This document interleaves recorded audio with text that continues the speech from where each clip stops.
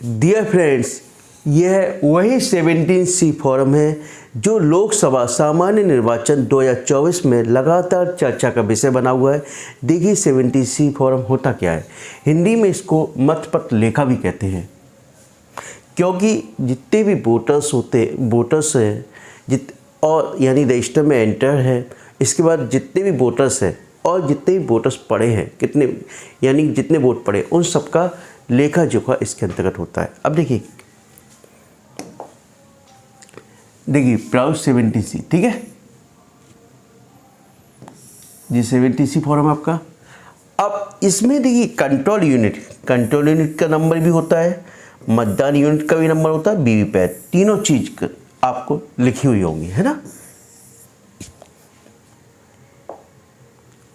अब यहां देखिए मतदान केंद्र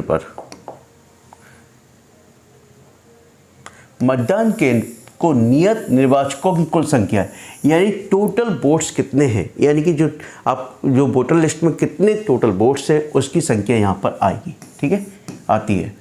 मतदाताओं के लिए रजिस्टर प्रारूप 17A, यानी कि जो पोलिंग टीम होती है वहाँ पर पोलिंग ऑफिसर सेकंड को यानी कि 17A रजिस्टर फिलअप करते हैं, यानी टोटल कितने नंबर ऑफ द वोटर्स थे उन्होंने वोट किया, ठीक है, उस रजिस्टर पर एंट्री होती है उसकी, वो रजिस्टर को हम बोलते हैं 17A।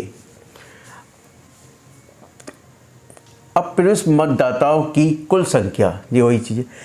नियम 14(0) के अधीन इसकी कोई ज़रूरत नहीं है, ठीक है, अधीन मत रिकॉर्ड नहीं करने का निश्चय किया, ये इससे कोई मतलब नहीं है। मेन चीज़ आपका है कितनों ने आप रजिस्टर में कितनी एंट्री, ठीक है।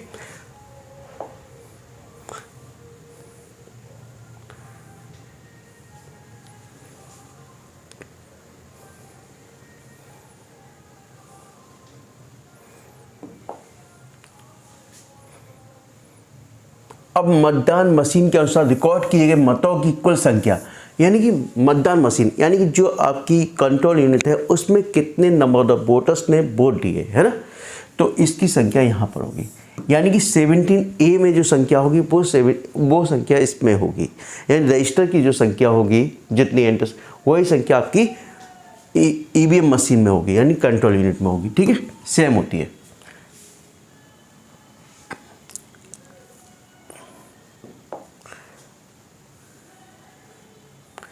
अब निवेद टेंडर वोट मतपत्रों की संख्या, मतपत्रों की संख्या, यानी टेंडर वोट डाला है किसी ने या नहीं डाला। टेंडर वोट भी प्रिसाइडिंग ऑफिसर को प्राप्त होते हैं, उसकी एक क्रमांक से यानी कि दूसरे क्रमांक तक पूरी एक लिस्ट दी जाती है। 20 टेंडर वोट दे दिए, 15 दिए, ठीक है। अब उनका कितना प्रयोग किया गया, है ना, निर्वाचकों को जारी किए गए, अब प्रयोग कितने वापस किए गए, ठीक है।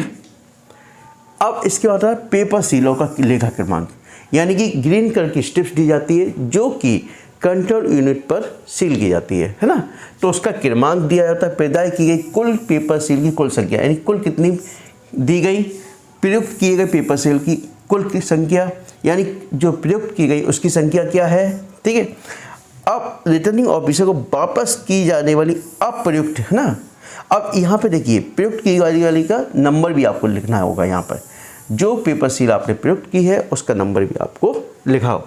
रिटर्निंग ऑफिसर को वापस, इसके बाद जो आपको बचेगी उसकी संख्या लिखनी पड़ेगी, ठीक है। माना 3 दी है तो 2 बची, 2 लिख दी, ठीक है, और उनका फिर क्रम लिख दीजिए। यदि क्षतिग्रस्त पेपर सील यदि कोई हो तो कुल संख्या, क्षतिग्रस्त पेपर सील की यदि कोई कुल संख्या, यानी क्षतिग्रस्त पेपर सील हो तो उसकी संख्या आप लिख सकते हो, ठीक है। अब यहाँ देखिए प्रिसाइडिंग ऑफिसर के साइन होते हैं और इसके साथ साथ यहाँ स्थान और तारीख है, और यहाँ देखिए मतदान अभिकर्ता के हस्ताक्षर,